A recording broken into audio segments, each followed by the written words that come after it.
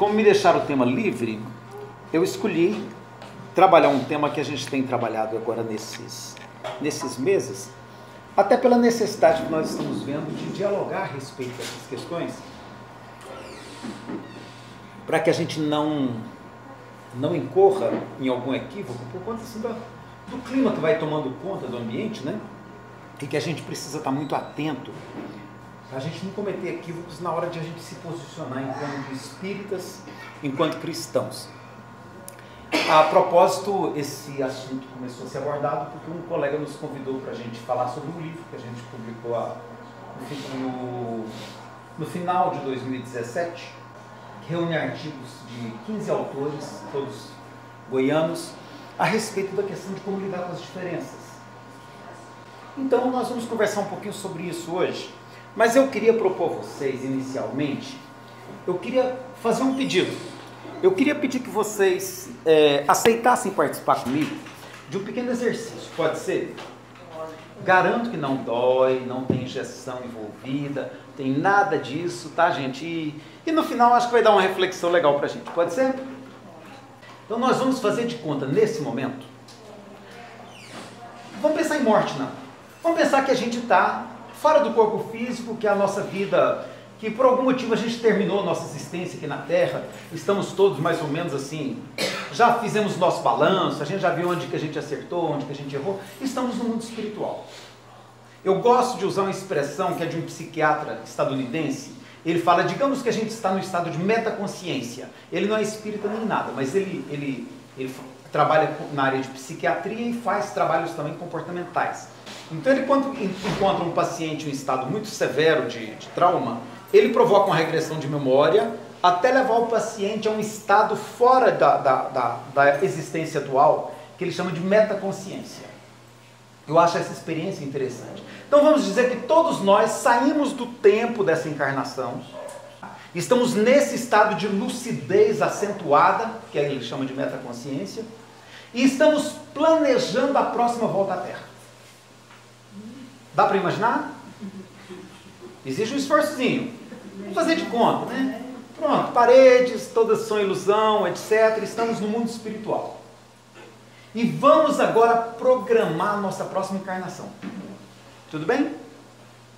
Lá no Evangelho segundo o Espiritismo, Santo Agostinho alerta que a gente normalmente reencarna entre aqueles que a gente já conviveu.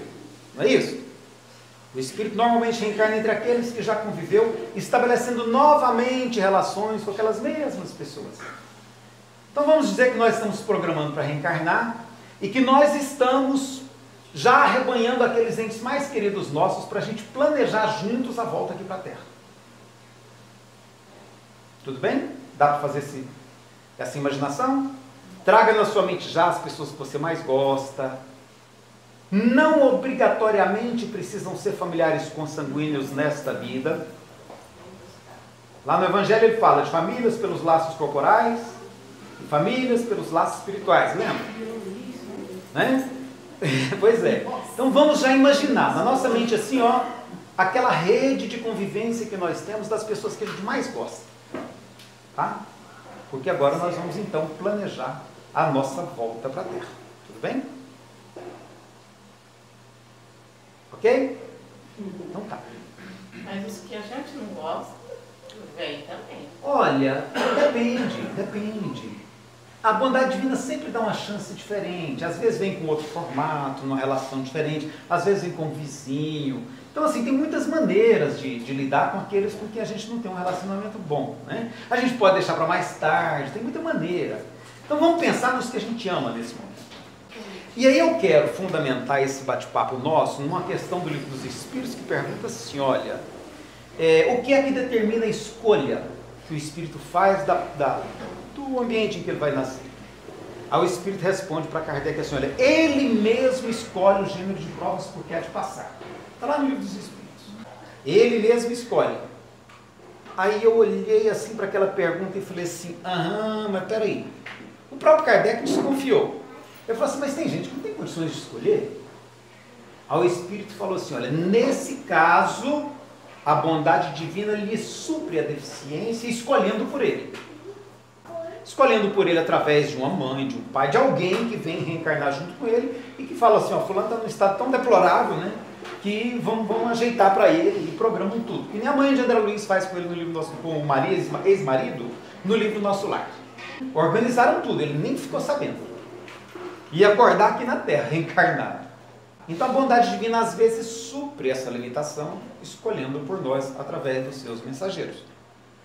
Mas eu tenho uma notícia um pouco ruim para vocês, gente. O Espírito não respondeu tudo, mas não é culpa dele. Kardec não perguntou tudo. Ele falou que o próprio Espírito escolhe. Ele devia ter perguntado mais, mas escuta, dá para todo mundo escolher a sua? O Espírito, por certo, teria dito assim, olha, escolhe dentro do que é possível, né? E eu quero apresentar para vocês as possibilidades, e aí eu vou lançar mão de uma pesquisa do Instituto Datafolha, que fechou a avaliação do ano passado. Eles fazem isso todo ano.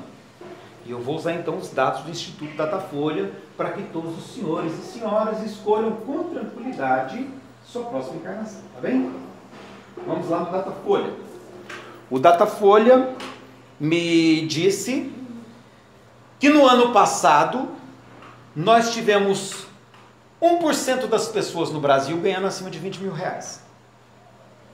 Em torno de 2 milhões, um pouquinho mais que isso, de pessoas. Um salário assim, mais confortável, digamos. Segundo o Datafolha, 3% estiveram com rendas de 10 a 20 mil reais. Eu confesso que eu ainda acho bastante confortável, né? E 12% com salário de 4.500 a 10 mil. 18% de 3 a 4.500. 22% com renda familiar mensal de 2 a 3 mil. E 42% na faixa salarial de até 2 mil reais. O Espírito tinha falado isso para vocês? Então assim, olha, a gente vai ter que se situar dentro disso, tá? Não tem jeito de todos nós ficarmos lá na pontinha. Não tem. E eu não sei como é que a gente vai decidir. Vamos dizer que aqui nós temos 40 pessoas? 40 pessoas. Então significa, de 40, é provável... Vocês querem disputar no palitinho, sorteio? Como é que vocês querem, gente? Escolha o método. Porque todo mundo vai ter que se situar dentro disso. Não vai ficar ninguém de fora. Nós temos que reencarnar para a nossa próxima existência. Mas só tem a opção de reencarnar no Brasil? Olha, se você for pegar o panorama no mundo inteiro, também vai ser muito parecido. É claro que se você for para a Europa, Estados Unidos, mas nesse momento eu tenho a informar vocês que devido à história passada, das últimas 10 encarnações, a uma série de vínculos que todos temos, a gente vai reencarnar aqui mesmo. Não tem escapatória? Não tem chance de ir para um mundo mais desenvolvido, não. Estão falando aí de um tal de Chupão e de Alcione, né? Então assim, ninguém quer ir para o Chupão. Eu falo, gente, lá é lindo, para de bobagem, né? Mas assim, o fato é que há dificuldades em vista. Então vamos dizer, aqui vai estar um grupo de 6 pessoas no Brasil que detém a condição de super ricos. São 6 famílias que elas sozinhas controlam metade da riqueza brasileira. Então, eu não sei se vai dar para ter vaga para algum de nós. Porque são 6 famílias no Brasil inteiro. Tudo bem se a gente descartar essa aqui? Alguém se importa? Ou alguém quer concorrer? Vai dar um sorteio. Vai dar um sorteio. A gente põe o nosso nome lá e vai sortear entre 207 milhões de pessoas. Hã? Vai que dê certo. Então a gente tem o direito de pôr o nosso papelzinho lá dentro, tá? E ver, né? É mais do que a loteria, tá, gente? É mais do que a Mega Sena. Tá? Mas a gente põe o nosso nominho lá e vamos ver se dá. 6 pessoas virão nessa condição aqui no Brasil inteiro.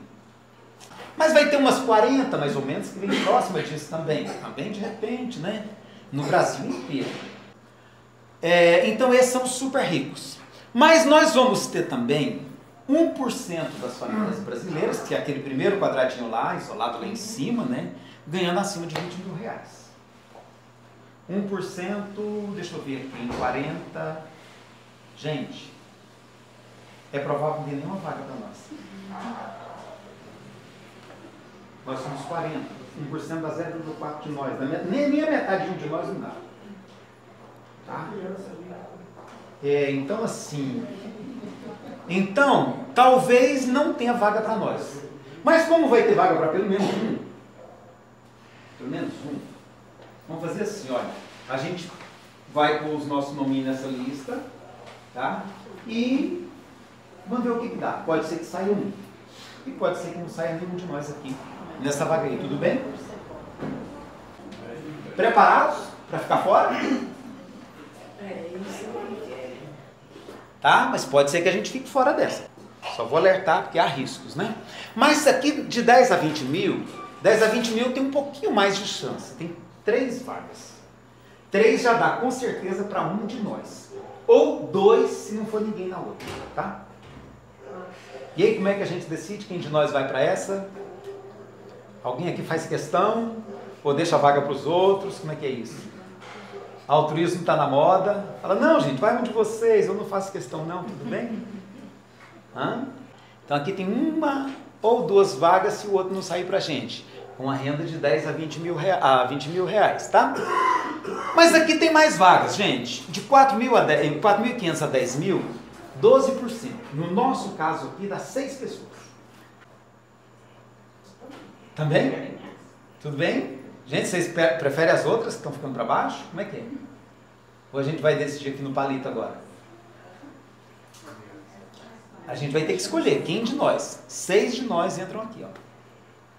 Então nós já achamos o endereço para 8. Graças a Deus. 8 de nós já estamos colocados, tá? Aqui vai caber mais gente. 3.000 a 4.500 de renda mensal, familiar. Aqui cabe mais renda, gente. Então não sei, se agradar a alguém, né, 18% de nós podemos nascer aqui. Mais 8 pessoas vão para ali. 8 de nós aqui. Quem topa, quem fala essa vaga é minha, e eu sugiro escolher logo, porque está acabando o universo, tá? De 2 a 3 mil, tá? Tem mais vaga ainda, mais 8 pessoas, talvez 9. Essa vai ter mais gente, bem mais gente. E eu vou dizer para vocês, as vagas melhores estão acabando, hein, gente? Tá sobrando aqui agora, até 2.000 reais. Aqui tem muita vaga, viu? Muita vaga. Quem escolhe? Alguém faz questão de reservar já de antemão para não correr risco?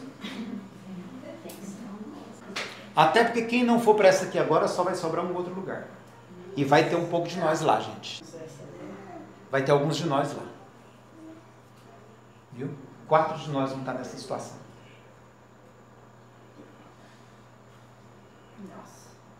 Tudo bem?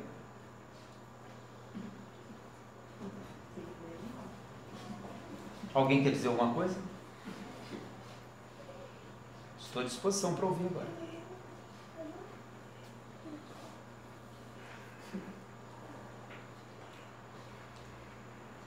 Se tiver que ir para essa vaga para evoluir, vai, né?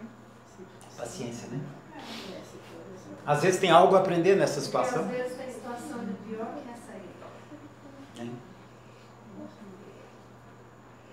O que mais? Qual o sentimento que bate, gente? É muito impactante. E não nos iludamos. E no fundo, ninguém vai querer, né? A gente não está nem pensando nisso agora, mas nós vamos passar por isso. Nós vamos ter que achar uma vaga dentro desse universo aí, gente. Daqui a poucos dias a gente vai ter que achar uma vaga dessa. Nós estamos hoje preparando o mundo no qual nós vamos reencarnar amanhã.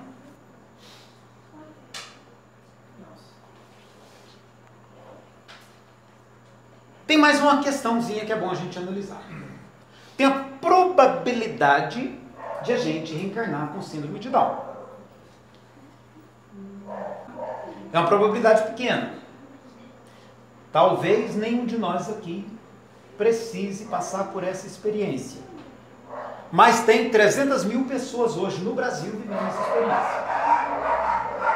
Tá?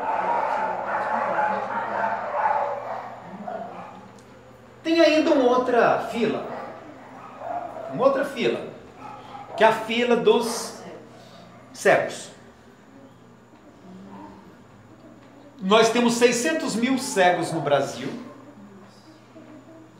e nós temos 6 milhões de pessoas com baixa visão. Quando a gente fala de baixa visão, não é usando óculos, não.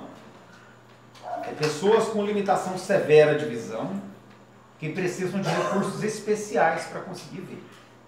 Um fundo de garrafa super calibrado, algum recurso especial. Não é só ajuste. Mas também tem outra fila. Tem a fila da homoafetividade. Nós temos 4 de nós aqui. Não sei quantos homens tem, quantas mulheres, tá? Mas 10% das mulheres aqui presentes podem vir reencarnadas na condição homoafetiva. Há uma série de razões que definem essa circunstância. Mas pode ser perfeitamente que alguns de nós aqui venhamos na condição homoafetiva. De a gente não sentir atração, fosse eu, por exemplo, não sentir atração por homem, por mulher, o que eu faço? E de repente eu olho para o homem e sinto atração. Ou a mulher, né? Minha sobrinha que tentou por tudo namorar o filho do pastor para ver se ela achava um caminho para o sentimento dela. E não conseguiu. Até que por fim ela se identificou com um amigo e falou: tio, meu caminho é por aqui mesmo, não adianta eu ficar brigando comigo. No início do ano agora, um médico residente, fazendo residência aqui em Goiânia, se matou. Não suportava o preconceito e os conflitos internos que ele vivia pela rejeição social à sua condição de homoafetividade. Então nós temos 10 milhões de mulheres e 10 milhões de homens no Brasil vivendo essa circunstância. E para a próxima encarnação pode ser qualquer um de nós. Ninguém pode dizer, se tratando de vida espiritual, dessa água eu não bebo. Para a próxima encarnação não tem como definir nada. Pode ser que a necessidade nos constranja, como diz lá. E aquele espírito que não está em condições de escolher ele mesmo, a bondade divina lhe supre essa deficiência, escolhendo por ele. Né? Então a possibilidade de nós virmos numa experiência dessa é real e a gente deve pensar nisso. E aqui tem outro grupo. Nós temos 24 milhões de pessoas com alguma lesão severa, ou uma paralisia infantil, alguma coisa que lhes afetou de maneira considerável a mobilidade. Na fraternidade nós temos um colega que, além de cego, ele é aleijado por conta da talidomida. E nós temos a Andréia, que sofreu queimadura quando ela tinha entre 1 e 2 anos de idade, que queimou 80% do corpo e destruiu mãos e pés. Pode ser que a gente tenha de experimentar alguma coisa parecida na próxima encarnação. É possível. É bom a gente se preparar emocionalmente para essa possibilidade. Né? A gente não sabe o passado espiritual nosso. A gente às vezes acha que porque hoje está tudo muito bem, que a gente sempre foi, né? Essa gente boa que a gente está vendo aqui agora. Né? Mas a gente não sabe o que está escondido naqueles pontinhos mais ocultos da nossa memória espiritual. E pode ser que a bondade divina mandou essa para a gente dar uma preparada, porque na próxima a gente precisa resolver alguma questão mais severa do passado. A gente não sabe. Mais 24 milhões de brasileiros. Aqui vai dar 5 pessoas, 4 ou 5 pessoas de nós, podemos estar com uma dificuldade severa de locomoção, de movimento. E aí então, eu vou convidar o Dr. John Rawls. Ele é um jurista estadunidense, para ele repetir a pergunta que ele faz no importante livro dele. Como é o mundo no qual você deseja viver? Como é o mundo no qual você deseja reencarnar daqui a 50 anos, quando você vier novamente? O que vocês acham? Pensem por um minuto assim, olha. Por um minutinho. Pensa como é o mundo, como eu quero o Brasil para a minha próxima encarnação. Como eu quero o Brasil para a minha próxima encarnação.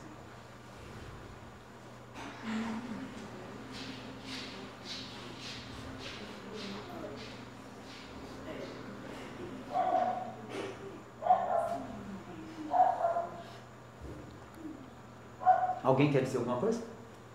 Eu quero um Brasil de harmonia, de paz, de harmonia, solidariedade, de paz, fraternidade. Solidariedade, fraternidade. O meio ambiente recuperado, a corrupção não existe. De preferência, a corrupção não existindo. De preferência. Sem desigualdade social. Sem desigualdade social. Sem preconceito. Sem preconceitos. Você ia falando?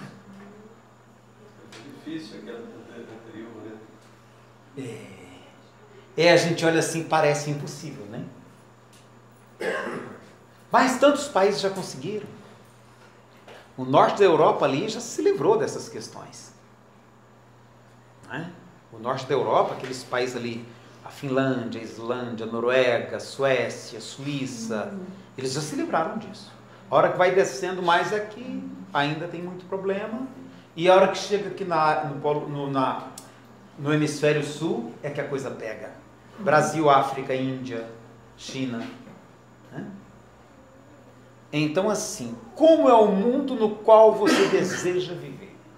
Ele é um jurista e publicou um importante livro sobre filosofia do direito. E aí ele, então, analisa diversas questões. Mas eu gostaria que, para responder essa pergunta, eu acho boa a pergunta que ele faz. Mas a resposta eu prefiro ainda desse outro homem. Porque ele tem respostas. E eu acho as respostas dele extremamente consistentes. Para a gente alinhar o nosso pensamento e se situar nessa construção desse mundo melhor para a gente reencarnar da próxima vez. Então eu quero usar agora esse outro homem, Jesus de Nazaré. E aí eu quero puxar como é que ele vê a questão da doença, da enfermidade, da questão da saúde, né? A própria saúde pública, seja lá como a gente resolver essa questão. E aí tem vários desenhos que a gente pode imaginar. Tem um modelo norte-americano, que é a saúde é cada um para si, Deus para todos, e que às vezes a pessoa, para salvar a vida do próprio pai, ou da mãe, do irmão, do sobrinho de alguém, ele vende tudo que tem e se torna um morador de rua. Um jornalista encontrou um morador de rua, uma pessoa muito educada, muito distinto, e aí se interessou por conhecer a história. Ele falou: um dia meu pai teve um câncer.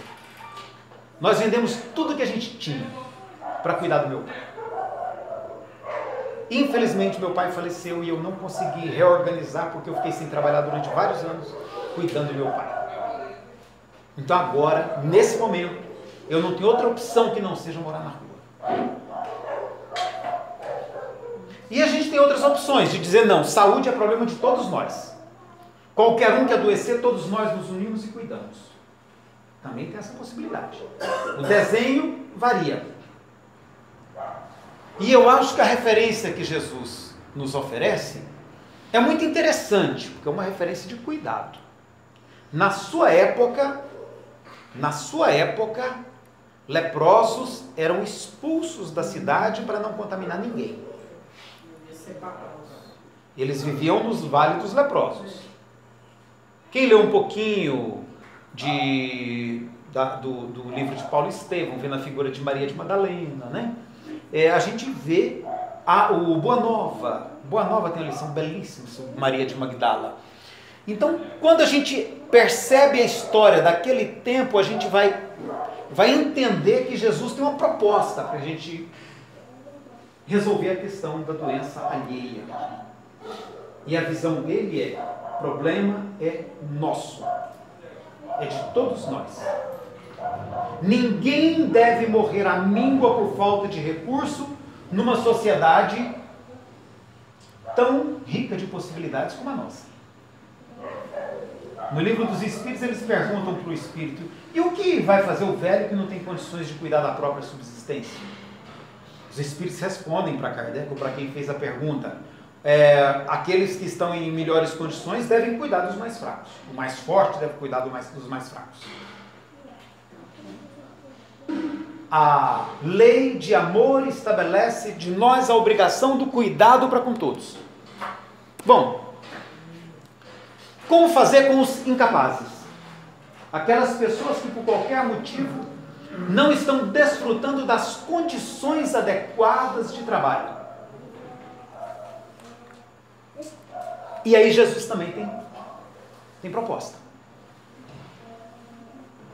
No mundo, as propostas vão muito do cada um para si, Deus para todos, e um por todos, todos por um.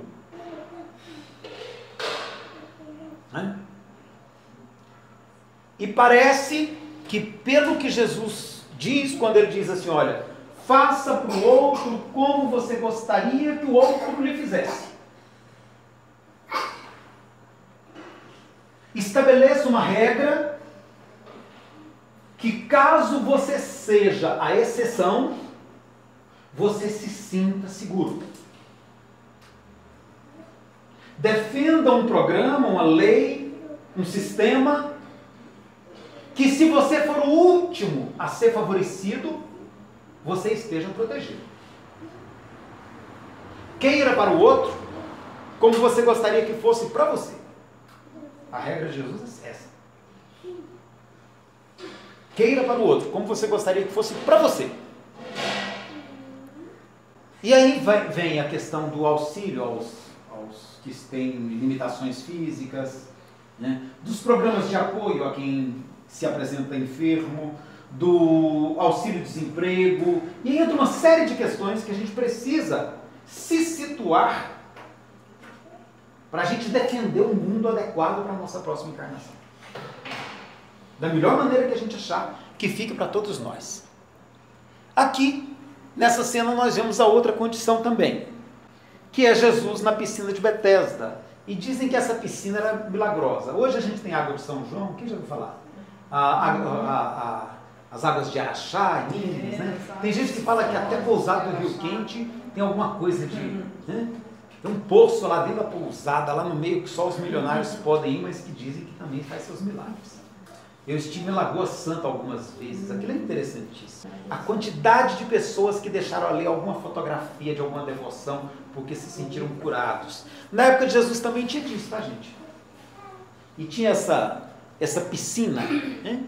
Onde os aleijados acreditavam que os anjos mexiam a água. E na hora que o anjo mexia a água, aquele que pulasse primeiro se curava. E essa passagem fala desse homem que estava ali, coitado, na muleta. E toda vez que a água mexia, o pessoal pulava antes dele. E ele nunca dava conta. E aí Jesus chega e fala, levanta e anda, vamos embora, meu filho. Deixa essa piscina para lá. Né? E Jesus cura. Essa visão de empatia em relação à dificuldade do outro.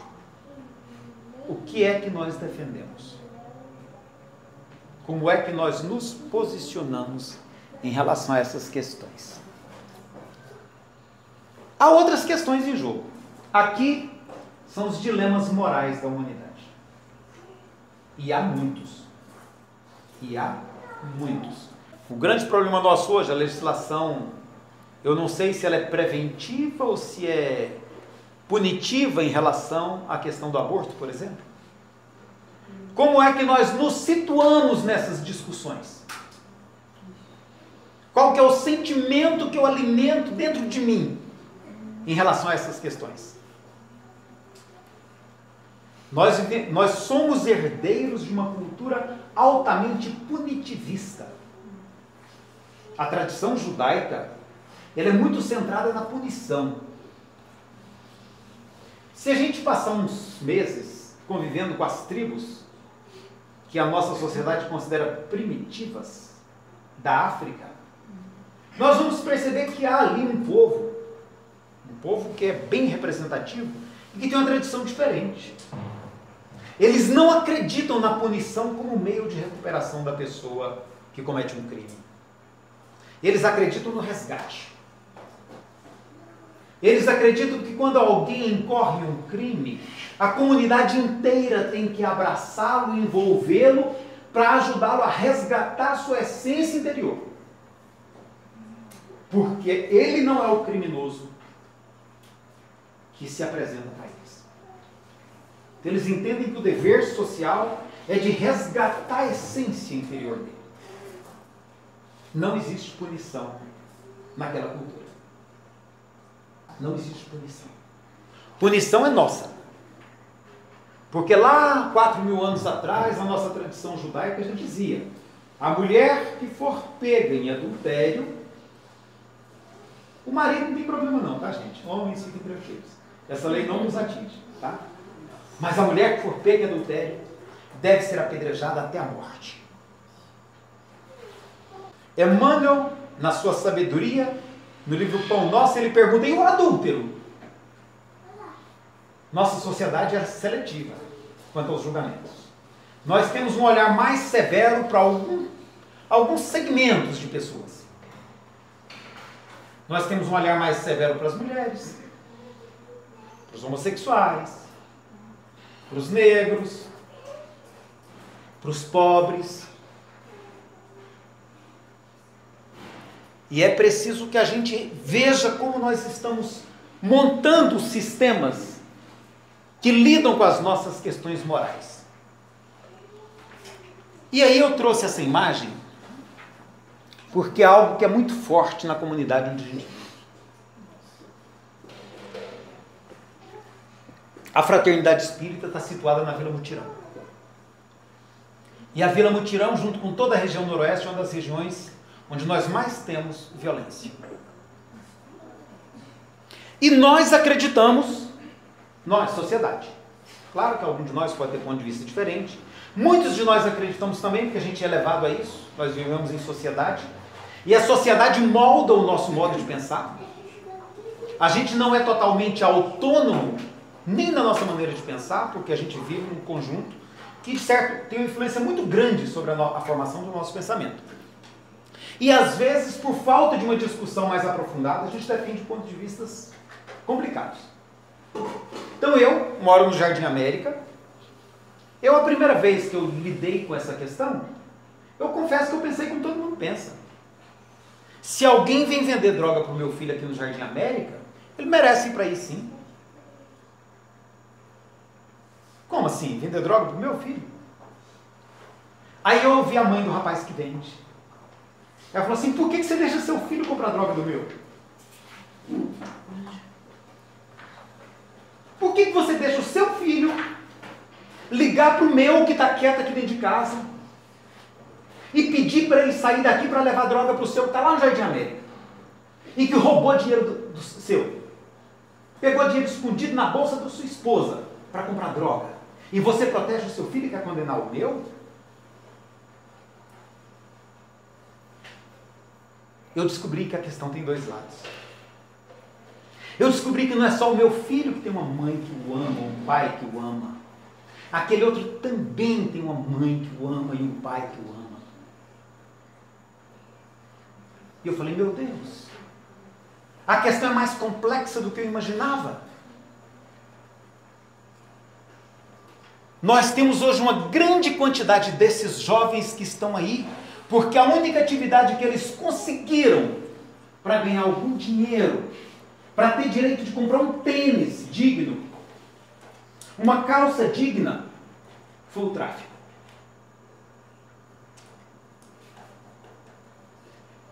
Eu não vou falar o nome, né? Não posso falar, mas é um garotinho da nossa evangelização. Ele, com 7 anos, a gente teve que fazer uma queda de braço com o tráfico. Porque eles colocavam ele para entregar droga. Porque sabiam que ele ninguém pega.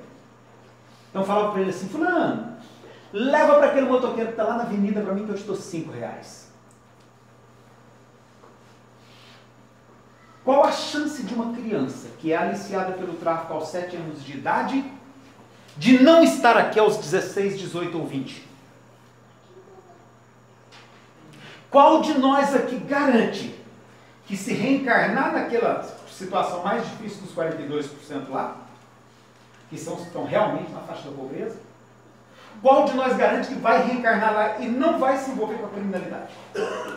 Quem de nós garante? Fala, eu não me envolvo. E esses dias, eu parei para refletir. Tem um garoto que convive lá conosco, Leonardo. Esse eu posso falar o nome. Com orgulho. Ele falou, Elias, eu já vivi de tudo aqui na Vila Mutirão. Tudo que você imaginar eu já fiz. De que presta e do que não presta. Mas eu não quero essa coisa. E ele faz de tudo para conseguir construir uma história diferente da história que é normalmente construída naquela comunidade. E ele faz de tudo. Porque ele já reencarnou numa família com muitos desafios. E eu fiquei me perguntando, será que se eu tivesse reencarnado no lugar de Leonardo, eu estaria aqui hoje fazendo comentário a respeito do Evangelho? Eu posso garantir isso? Quem garante que eu não me enveredaria desde os 7, 8 anos por alguma coisa e depois eu não tivesse como fazer o caminho de volta por mais que eu quisesse? Então é preciso a gente ter muito cuidado com o olhar que a gente estabelece sobre o outro. Porque está na moda agora falar que bandido bom é bandido morto, né? A nossa polícia é a polícia que mais mata no mundo. E é também a que mais morre. Porque uma coisa que está inevitavelmente ligada à outra.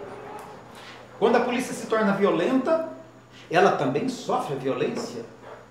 E a gente tem que se preocupar com os nossos policiais e tem que se preocupar com a nossa sociedade que se torna vítima.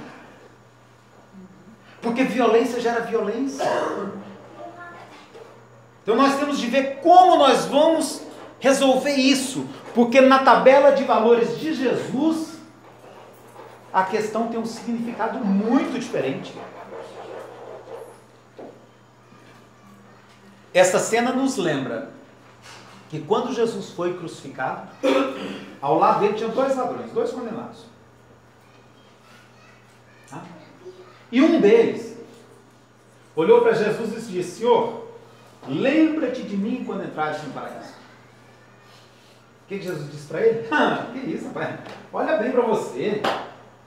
Depois de tudo que você aprontou, você vai falar isso para mim agora? Foi assim que Jesus falou, gente. É muito interessante perceber que para a bondade divina, justiça tem um outro significado. Justiça tem um outro significado. E é um significado que está associado às possibilidades de recomeço. E não de sentenciamento, de punição, de castigo, de sacrifício. André Luiz usa uma expressão belíssima para se referir à justiça divina. Ele diz que o critério de justiça da bondade divina é o critério da pena mínima. A menor exigência possível para que a pessoa consiga refazer os próprios passos. Sem a menor intenção de causar sofrimento. Porque já basta o sofrimento que nós trazemos na nossa consciência quando a gente percebe que errou. Onde está escrita a lei de Deus? Na consciência. Nossa consciência é o nosso maior algoz. E a bondade divina sabe disso. Por isso estabelece, portanto, o critério da pena mínima. Então, meus irmãos, eu diria assim, olha aqui, a gente precisa prestar atenção, mas muita atenção, no que esse homem tem a dizer para nós. Em especial nesses dias turbulentos que nós estamos vivendo e que não são do Brasil. É planetária essa discussão de valores que está acontecendo. É planetária. Isso chegou na Europa, interferiu no Brexit da Inglaterra, isso interferiu nas eleições da Espanha, na eleição dos Estados Unidos. Então é um movimento planetário, que a gente não sabe quem está por trás, de que maneira está sendo articulado. E é um movimento tão preocupante que o nosso mundo, que a gente imaginava que estaria se tornando um planeta de regeneração por agora, quem tem mais de 30 anos sabe disso. Todo mundo imaginava que 2000 ia estar virando uma maravilha, não é isso? E a gente vê que a tendência é de agravar ainda mais. nossas visões espirituais estavam equivocadas.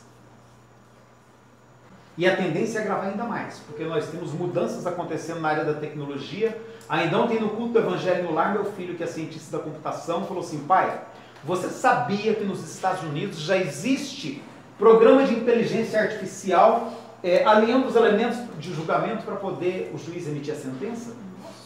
Falei, como assim? Aí ele lembrou do filme, aquele filme com o Tom Cruise, que trabalha com pré-crime. Quem se lembra? Não me lembro do nome do filme.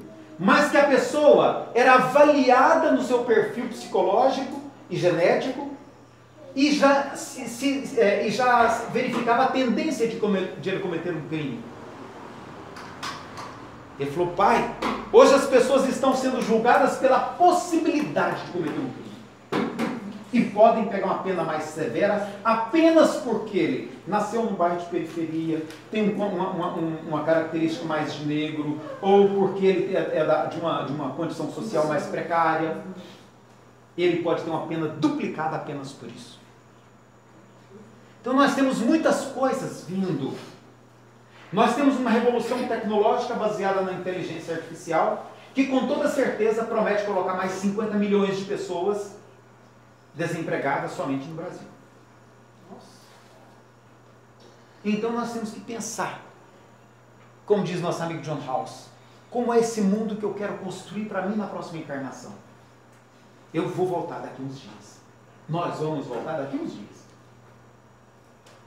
E quando os espíritos pediram a Kardec que colocasse no frontispício da doutrina espírita a sentença fora da caridade não há salvação, é porque eles percebiam que se a gente não colocar a caridade como roteiro, como referência, como baliza de todas as nossas decisões individuais e coletivas, nós não vamos conseguir solução para os problemas do nosso planeta, do nosso país.